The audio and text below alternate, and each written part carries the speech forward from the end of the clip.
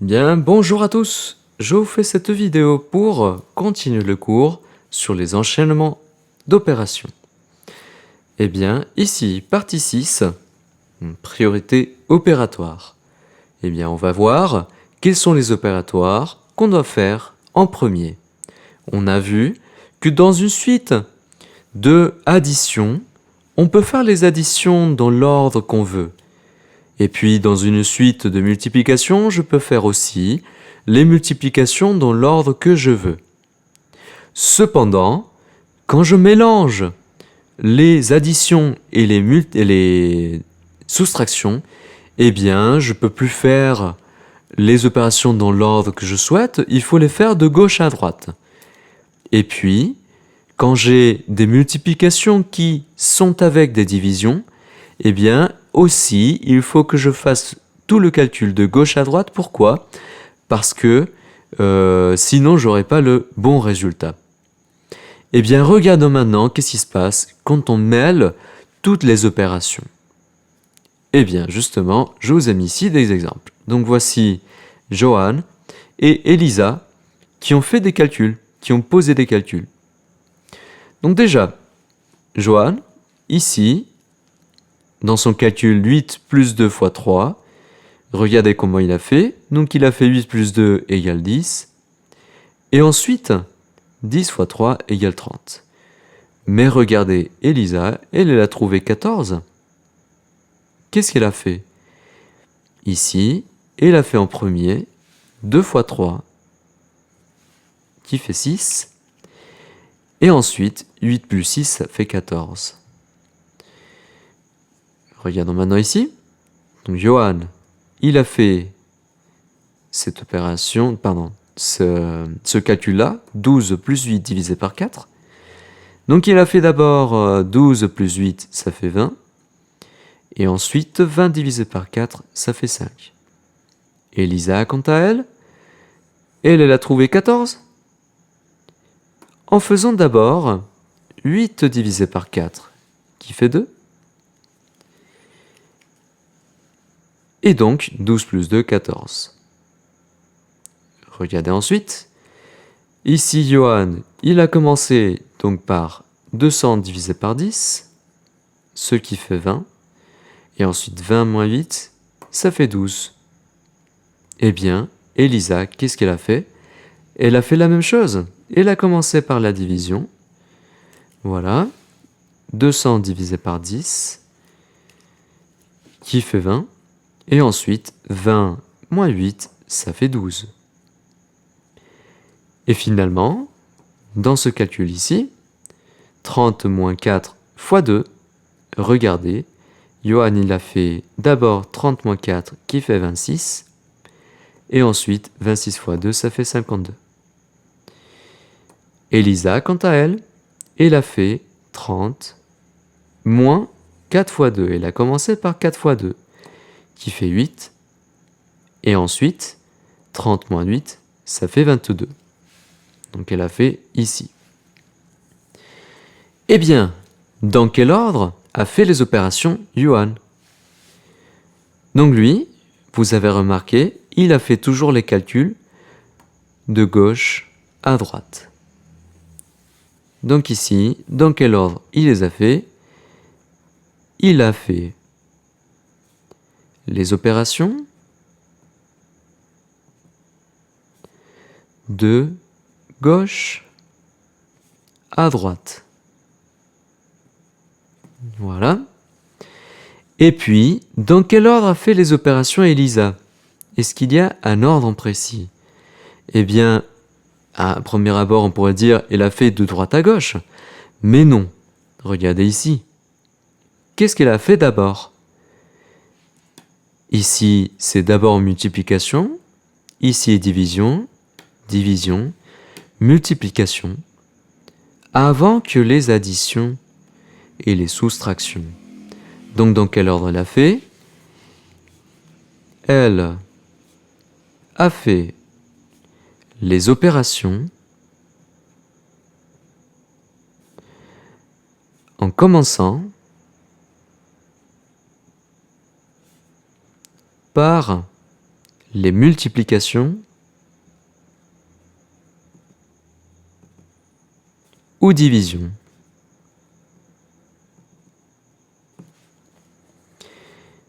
Donc la question finale, qui a raison? Donc, pour vérifier, on va utiliser une calculatrice.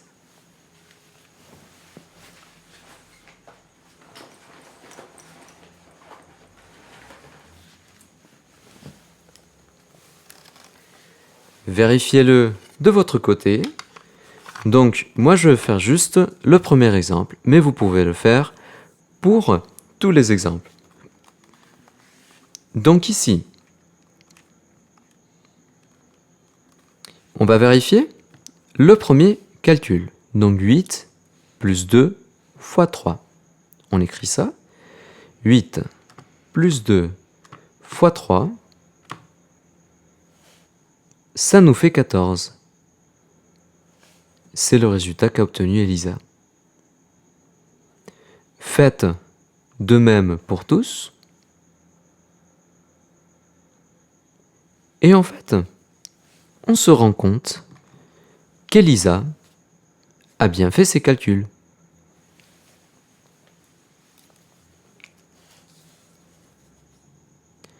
Donc Elisa a effectué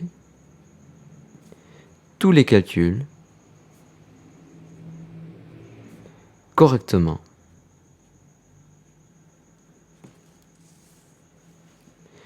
Donc, on va conclure notre convention. Dans une expression sans parenthèse, les, qui est l'opération, multiplication et les divisions,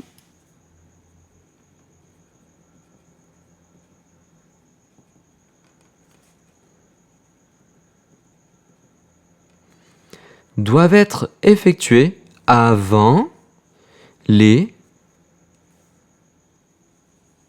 additions et soustractions.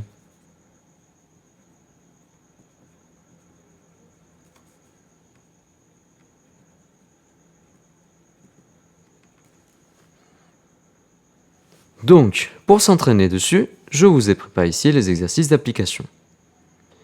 Allons-y.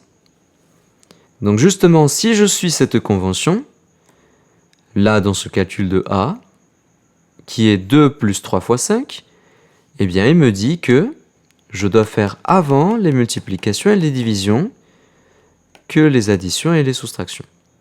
Donc, ici, je dois faire avant 3 fois 5. Donc ici, mon petit 2 qui était avant, je le laisse tout seul, je le laisse tranquille, je ne bouge pas. Je maintiens aussi le signe d'addition. Et donc, je m'intéresse ici à ce 3 fois 5, qui me donne 15. Et finalement, donc, je m'intéresse ici à cette opération de plus 15, qui est 17. Vérifions justement la calculatrice. 2, on voit bien ici, 2 plus 3 fois 5. Ça fait bien 17. Ici, 3 fois 2 plus 17. Quelle est l'opération que je dois faire d'abord? La multiplication avant l'addition. Donc allons-y. 3 fois 2, c'est 6. Et je réécris ce qu'il y avait juste après, c'est-à-dire le plus 17. Donc, 6 plus 17, ça fait 23. À nouveau, pendant vos exercices, je vous conseille de vérifier vos résultats. 3 fois 2 plus 17, 23. Je continue. Ici, on a 42 divisé par 7, moins 2. Quelle est l'opération qu'on doit faire avant? Ce sont les divisions avant les soustractions. Donc, je commence avec le 42 divisé par 7, ce qui fait 6. Et donc je réécris ce qu'il y avait juste après, c'est-à-dire le moins 2. 6 moins 2, ça fait 4. Vérifions comme toujours notre résultat à la calculatrice. 42 divisé par 7 moins 2, ça fait bien 4. Et le dernier, ici on a 81 divisé par 9 plus 3 multiplié par 5. Quelles sont les opérations qu'on doit faire avant? Ce sont les multiplications et les divisions. Avant les additions et les soustractions.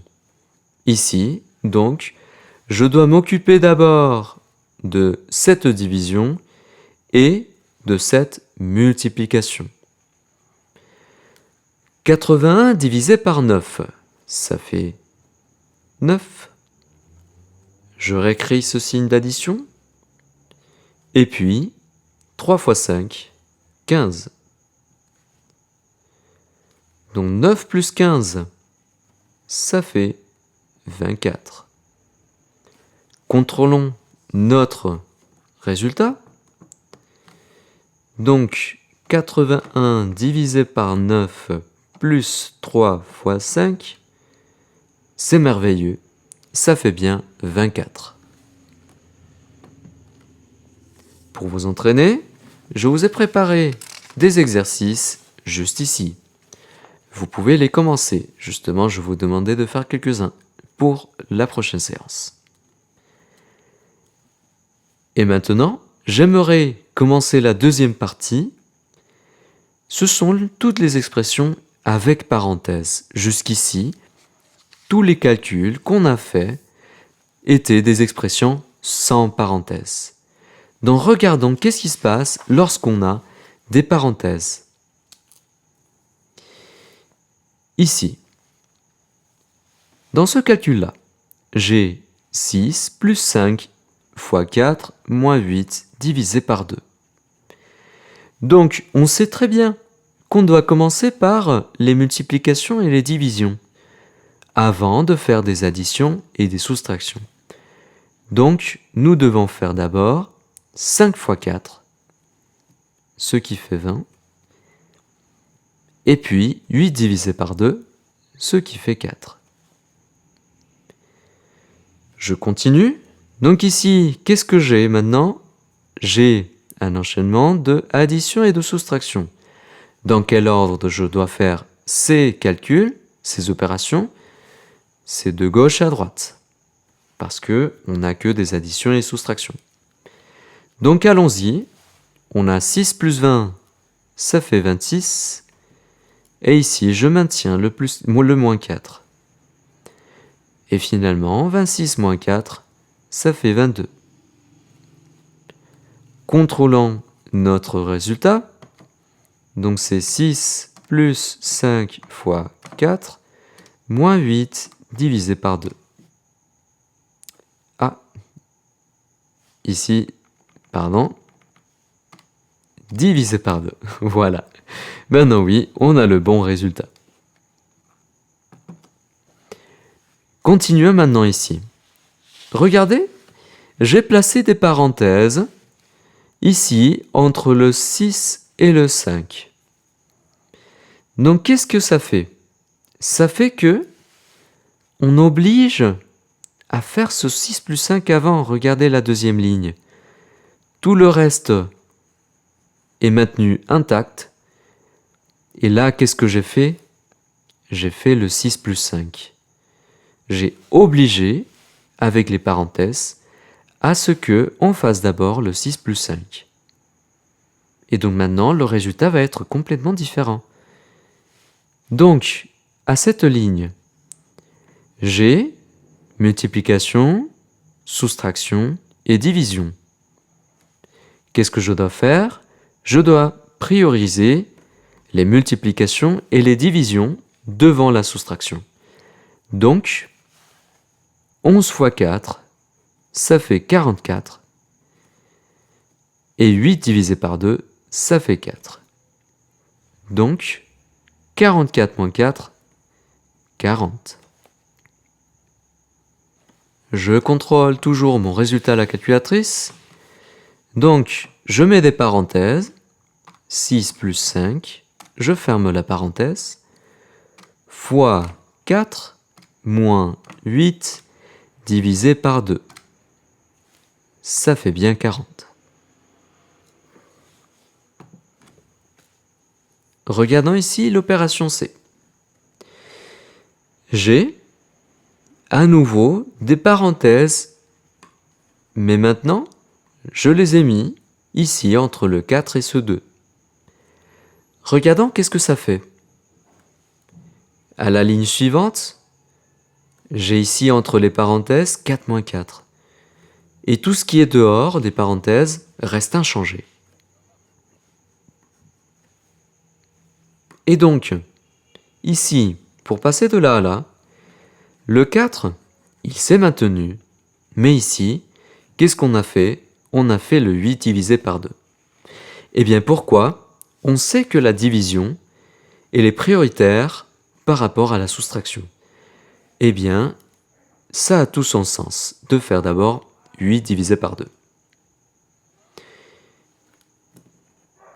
Et ici, donc, justement, on a dû faire le calcul à l'intérieur de la parenthèse avant, comme c'était le cas dans le calcul B. Donc, ici, on continue. Entre parenthèses, j'ai encore un 4 moins 4. Et à la ligne suivante, je vois que tout ce qui est dehors des parenthèses, en dehors des parenthèses, ça reste inchangé.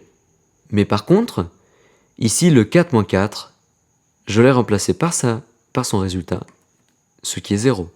Donc à nouveau, la présence des parenthèses m'oblige à faire d'abord ces opérations-là. Même si on sait que sans parenthèses, je dois faire d'abord les multiplications. Donc ici, les parenthèses forcent à ce que je fasse d'abord ce 4 moins 4 qui fait 0.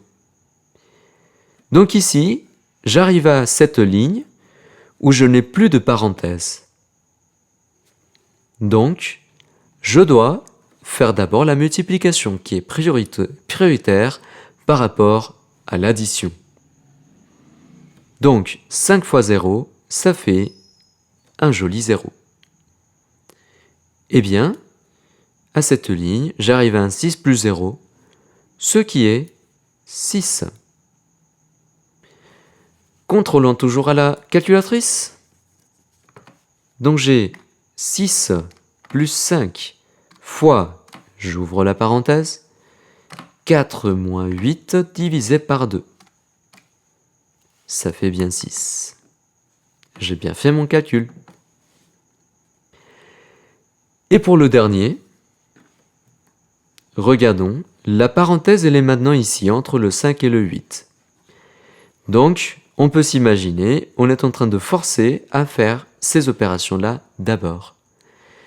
Donc, qu'est-ce que j'ai à l'intérieur des parenthèses? J'ai une multiplication et une soustraction. Qui est prioritaire? C'est la multiplication. Eh bien, ici, on fait d'abord 5 fois 4, ce qui nous donne 20. Et tout ce qui était autour reste inchangé. J'ai juste fait cette partie-là, 5 fois 4. À cette ligne, j'ai encore des opérations à l'intérieur de la parenthèse. J'ai ici 20 moins 8. Donc, ici, vous voyez, tout ce qui était autour reste inchangé. Donc, à nouveau, les parenthèses m'obligent à faire cette opération d'abord. Même si dehors j'ai une division, qui, je sais, est prioritaire par rapport à la soustraction et à l'addition. Donc, ici, les parenthèses m'obligent à faire ces calculs d'abord. Donc 20 moins 8, ça fait 12. Donc, ici, vu que je n'ai plus d'opérations à l'intérieur des parenthèses, je peux les enlever. Justement, 20 moins 8, ça fait 12. J'ai juste un nombre, je peux enlever les parenthèses qu'il y avait. Eh bien, qu'est-ce que j'ai ici? Donc, j'ai des opérations. Ici, sans parenthèses. J'ai un calcul sans parenthèses. Donc, je dois faire d'abord la division avant la addition, qui est donc prioritaire. Ici, donc 12 divisé par 2, ça fait... Ah, j'ai oublié ça aussi. Donc 12 divisé par 2, ça fait 6. Eh bien, ici à cette ligne, qu'est-ce que j'ai? J'ai juste une addition, donc on l'a fait. 6 plus 6, 12. Contrôlons le résultat. 6 plus, j'ouvre la parenthèse, 5 fois 4 moins 8, je ferme la parenthèse, divisé par 2. Ça fait bien 12. On est content? Tout est vérifié. Maintenant, donc je vous pose la question. L'ajout de parenthèses change le résultat d'un calcul? Visiblement oui. Là, on n'avait pas de parenthèse et on a obtenu 22. En suivant bien la convention justement qu'on avait vue, qu'il faut faire d'abord la multiplication et la division avant les additions et les soustractions. Ici. Mais quand je rajoute des parenthèses, on a vu que ça oblige à faire les opérations d'abord à l'intérieur des parenthèses. Donc ici, oui, l'ajout de parenthèses change le résultat. Et donc, quels sont les calculs qu'on doit réaliser en premier lorsqu'on a une expression avec parenthèses? Eh bien, on doit réaliser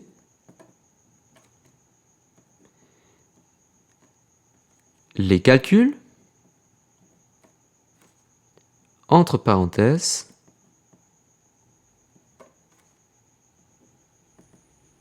avant les autres calculs. D'accord? Donc, on doit prioriser les parenthèses avant tout le monde. Et à l'intérieur des parenthèses, justement, les priorités se répètent. C'est-à-dire que si à l'intérieur de la parenthèse, j'ai des divisions, multiplications, additions, soustractions, je dois prioriser les divisions et les multiplications devant les soustractions et les additions. J'espère que cette vidéo a été suffisamment claire. Eh bien, on se voit à la prochaine séance.